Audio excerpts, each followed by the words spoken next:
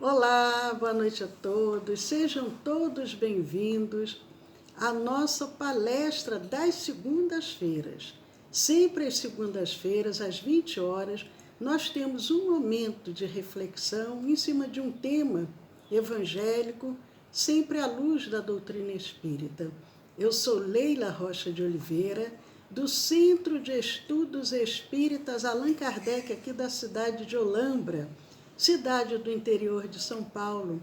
Hoje é 14 de setembro de 2020 e é uma alegria estarmos juntos para podermos juntos refletirmos e juntos colaborarmos com a transformação do nosso planeta.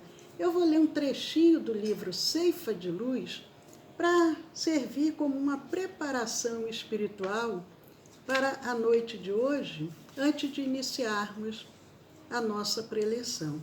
Eu abri aqui no livro Ceifa de Luz, pelo benfeitor Emmanuel e Francisco Cândido Xavier. A mensagem é a 52, e ela se intitula Em Família Espiritual.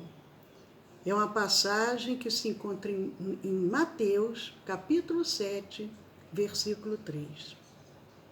É uma fala de Jesus. Porque vês o argueiro no olho de teu irmão, sem notar a trave que está no teu próprio? Jesus. E Emmanuel comenta dizendo, quanto mais nos adentramos no conhecimento de nós mesmos, mais se nos impõe a obrigação de compreender e desculpar na sustentação do equilíbrio em nós e em torno de nós. Daí a necessidade da convivência em que nos espelhamos uns nos outros, não para criticar-nos, mas para entender-nos, através de bendita reciprocidade, nos vários cursos de tolerância em que a vida nos situa no clima da evolução terrestre. Assim é que no educandário da existência, aquele companheiro que somente identifica o lado imperfeito dos seus irmãos, sem observar-lhes a boa parte, que jamais se vê disposto a esquecer as ofensas de que tenha sido objeto, e Emmanuel vai discorrendo, e ele diz, será talvez de todos nós aquele que mais exija entendimento e ternura, de vez que desajustado na intolerância, se mostra sempre desvalido de paz e necessitado de amor. Mensagem muito bela do livro Ceifa de Luz, a mensagem 52, Em Família Espiritual. Porque vês o argueiro no olho do teu irmão, sem notar a trave que está no teu próprio. Jesus. Mateus, capítulo 7, versículo 3. Senhor, refletindo nessa mensagem tão bela e tão profunda, que vem através de Emmanuel, fortalecendo o teu ensino, nós só podemos agradecer por essa noite, por essa oportunidade, pelos benfeitores amigos que acorrem para dar toda a sustentação aos trabalhos desenvolvidos na nossa casa espírita. E com gratidão em nossos corações, Senhor, nós damos início em teu nome, Senhor Jesus. Muito obrigado. Que assim seja. Queridos amigos, aproveitando, mandando um abraço para a Regina, para a Karina, um abraço para a Sueli, para todos que agora nos acompanham. Nós vamos falar esta noite sobre o poder das palavras. O poder das palavras. E nós vamos iniciar contando uma história muito interessante, que ela vem dizendo o seguinte, Toda a história diz, era uma vez. E nessa início, nós podemos dizer o quê? Sempre, num lugar onde passavam muitas pessoas, um mendigo sentava-se na calçada e ao lado colocava uma placa com os dizeres: vejam como sou feliz. Sou um homem próspero, sei que sou bonito, sou muito importante. Tenho uma bela residência, vivo confortavelmente, sou um sucesso, sou saudável e bem-humorado. Alguns passantes o olhavam intrigados, outros os achavam doido e outros até davam-lhe dinheiro. Todos os dias, antes de dormir, ele contava o dinheiro e notava que a cada dia a quantia era maior. Numa bela manhã, um importante e arrojado executivo, que já o observava há algum tempo, aproximou-se e lhe disse: você é muito criativo. Não gostaria de colaborar numa campanha da empresa? Vamos lá. Só tenho a ganhar, respondeu o mendigo. Após um caprichado banho e com roupas novas, foi levado para a empresa. Daí para frente, sua vida foi uma sequência de sucessos. E a certo tempo, ele tornou-se um dos sócios majoritários. Numa entrevista coletiva à imprensa, ele esclareceu como conseguira sair da mendicância para tão alta posição. Contou ele: bem, houve época em que eu costumava me sentar nas calçadas com uma placa ao lado que dizia: sou nada neste mundo, ninguém me ajuda, não tenho onde morar, sou um homem fracassado e maltratado pela vida. Não consigo um mísero emprego que me renda alguns trocados. Mal consigo sobreviver. As coisas iam de mal a pior. Quando certa noite achei um livro e nele atentei para um trecho que dizia: tudo que você fala a seu respeito vai se reforçando. Por pior que esteja a sua vida, diga que tudo vai bem. Por mais que você não goste de sua aparência, afirme-se bonito. Por mais pobre que seja você, diga a si mesmo e aos outros que você é próspero. Aquilo me tocou tão profundamente e, como nada tinha a perder, decidi trocar os dizeres da placa para: vejam como sou feliz, sou um homem próspero, sei que sou bonito, sou muito importante, tenho uma bela residência, vivo confortavelmente, sou um sucesso, sou saudável e bem-humorado. E a partir desse dia, tudo começou a mudar. A vida me trouxe a pessoa certa para tudo que eu precisava, até que cheguei onde estou hoje.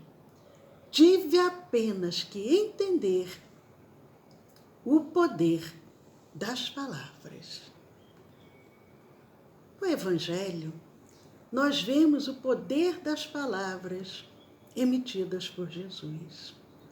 Jesus, no Evangelho de Mateus, o evangelista Mateus nos traz no capítulo 5, versículo 37, quando Jesus se manifesta da seguinte maneira: seja, porém, o vosso falar sim, sim, não, não. No evangelista Marcos, no capítulo 5, versículos 41 e 42, Marcos vem relatando a cura que Jesus realizou com a menina. O pai vem angustiado porque a filha estava praticamente morta. E quando ele chega, as pessoas chorando, desesperadas, porque a menina havia falecido.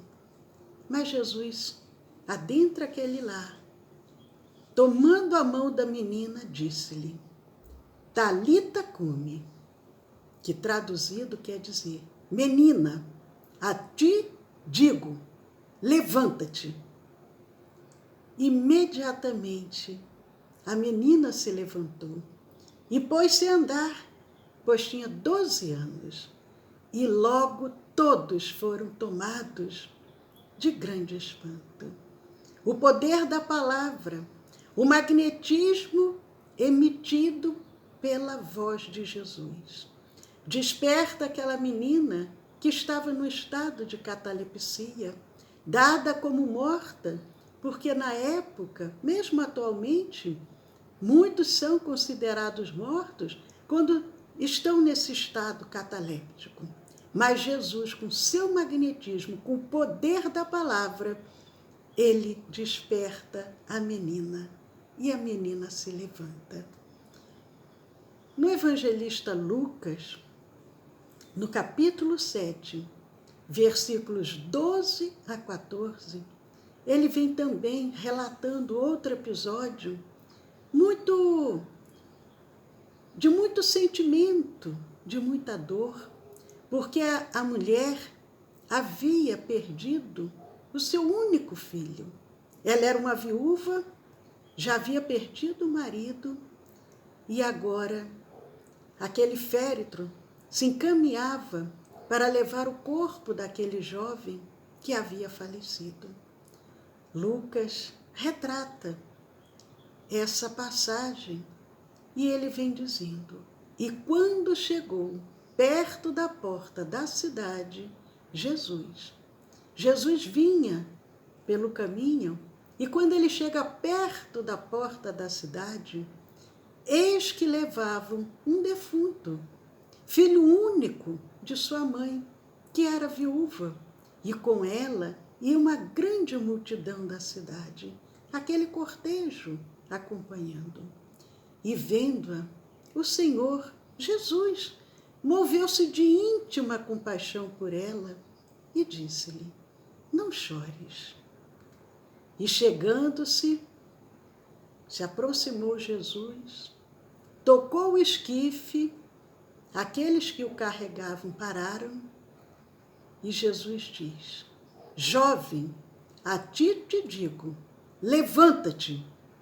E o que fora defunto assentou-se e começou a falar. O poder do magnetismo das palavras de Jesus.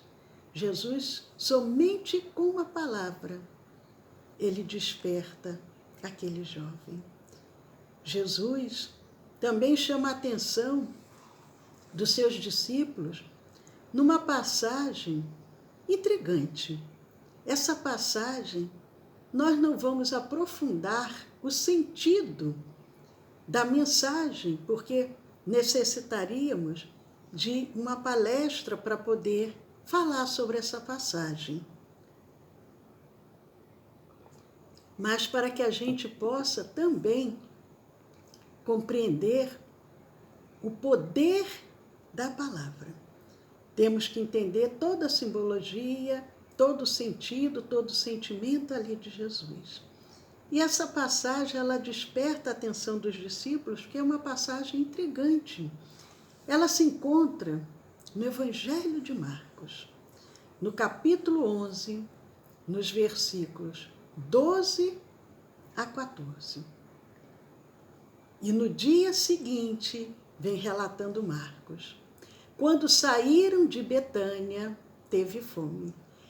Marcos vem relatando no Evangelho que Jesus vinha com seus discípulos, eles haviam saído da cidade de Betânia e, num determinado momento, Jesus teve fome. Logicamente que nós sabemos que toda o Evangelho, todo o Novo Testamento, ele tem um objetivo de ensinamento. Jesus não faz nada por acaso. Ele se aproveitava de todas as situações, de todas as oportunidades para poder trazer um ensino. Então, Marcos vem dizendo que Jesus teve fome. Mas, na realidade, ele talvez nem tivesse fome, porque um espírito puro, ele nem precisa de alimento. Mas Marcos diz que eles vinham pelo caminho, Jesus teve fome, e Jesus vê ao longe uma figueira, uma árvore que produz figos. Ele vê de longe uma figueira que tinha folhas. E ele foi ver se nela acharia alguma coisa. E chegando a ela, não achou senão folhas, porque não era tempo de figos. Ele, ao longe, aquela figueira já tinha folhas, mas não era tempo ainda de produzir figos, mas ele aproveita ali para transmitir o ensinamento. E Jesus, falando, disse à figueira, o poder da palavra, o poder da palavra. E Jesus disse à figueira, nunca mais coma alguém fruto de ti. E os seus discípulos ouviram isto. Marcos continua, ainda no capítulo 11, versículos 20 a 23. Eles seguiram o caminho, e eles passando pela manhã no outro dia, eles voltam pelo mesmo caminho, e eles viram que a figueira se tinha secado desde as raízes. E Pedro lembra do episódio do dia anterior, quando Jesus disse, já que você não tem frutos, que você então, já que você não tem frutos, nunca mais coma alguém fruto de ti. Foi o que ele havia dito. E Pedro lembra disso e diz, mestre, eis que a figueira que tu amaldiçoaste se secou.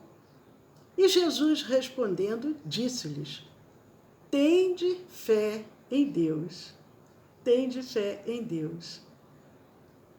É interessante a gente ver que Jesus, para que a gente possa compreender o sentido da mensagem dele, nós temos que aprofundar. Porque ele fala isso, tende fé em Deus. O Pedro vem dizer, mestre, a figueira secou. Ele diz, tende fé em Deus. Porque em verdade vos digo que qualquer que disser a este monte, ergue-te e lança-te no mar, e não duvidar em seu coração, mas crer que se fará aquilo que diz, tudo o que disser, lhe será feito. Jesus aproveitou ali aquele momento para dizer, vocês ficaram impactados porque a figueira secou, mas vocês também têm o poder, vocês também têm a possibilidade. E ele diz, dá um exemplo. Se você falar para aquele monte, ergue-te e lança-te no mar, e não tiver dúvidas, mas crer que se fará aquilo que diz, tudo o que disser lhe será feito. No início, eu não disse que ele disse, sim, sim, não, não. Nós temos que ter a convicção, a fé. Eu posso. O poder das minhas palavras, escritas ou pronunciadas, elas têm muita força. Jesus mostra naquele episódio que eles também tinham possibilidades da mesma forma que nós também possuímos. No Evangelho de João, no capítulo 14, no versículo 12, Jesus diz, fortalecendo o que ele já vinha ensinando, em verdade vos digo. Quando ele queria afirmar uma coisa assim, corroborar, fortalecer o ensinamento dele, ele repetia 2, 3 vezes a mesma palavra. Então ele diz, em verdade vos digo, aquele que crê em mim, esse também fará as obras que eu faço, e as fará maiores do que estas, porque eu vou para o Pai. Jesus diz, olha, daqui a pouco eu estou partindo, mas da mesma forma que eu faço, vocês também têm condições. Da mesma forma que eu realizo, vocês também têm possibilidades. Todos nós somos criados por Deus. E Jesus disse, todos vocês têm chance de fazer e muito mais. Ele diz assim, aquele que crê em mim, esse também fará as obras que eu faço e as fará maiores do que estas. Porque eu não vou ficar aqui o tempo todo. Então, tenho convicção de que vocês podem. A confiança que nós precisamos ter em Deus, em Jesus, mas a confiança também em nós, saber que temos condições de realizar, temos o poder de realizar e o cuidado que nós precisamos ter ao proferir as nossas palavras.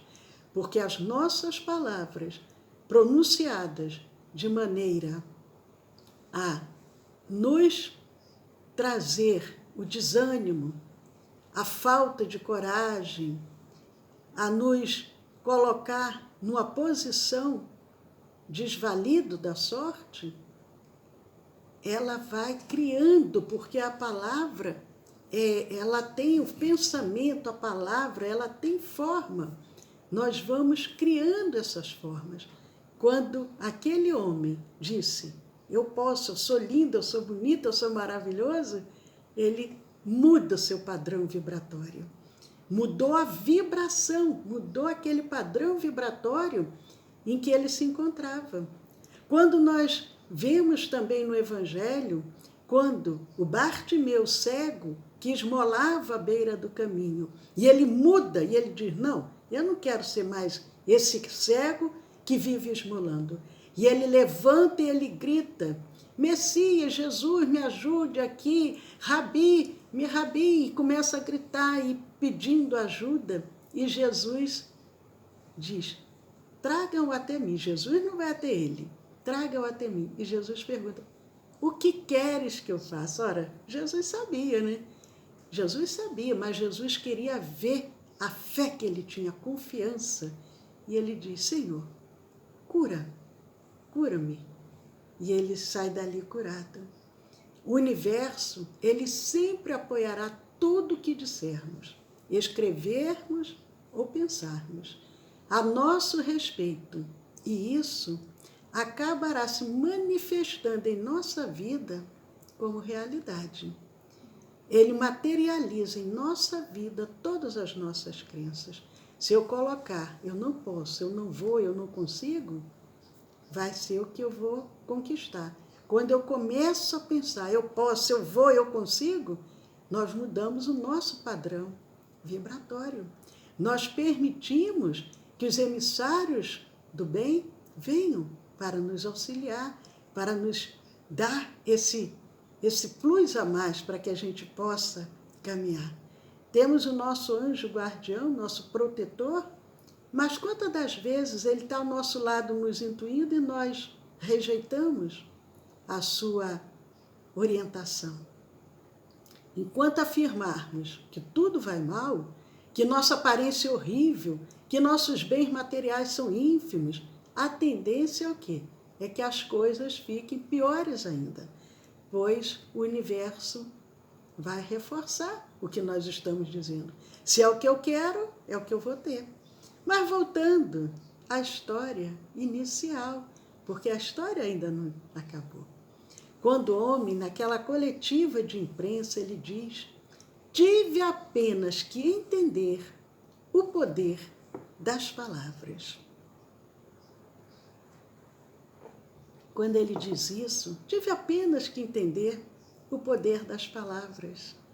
Uma repórter, ironicamente, questionou: o senhor está querendo dizer que algumas palavras escritas numa simples placa modificaram a sua vida? E o homem responde, cheio de bom humor: claro que não, minha ingênua amiga. Primeiro, eu tive que acreditar nelas. Primeiro, eu tive que acreditar nelas. Precisamos acreditar no poder das palavras para que elas possam se concretizar.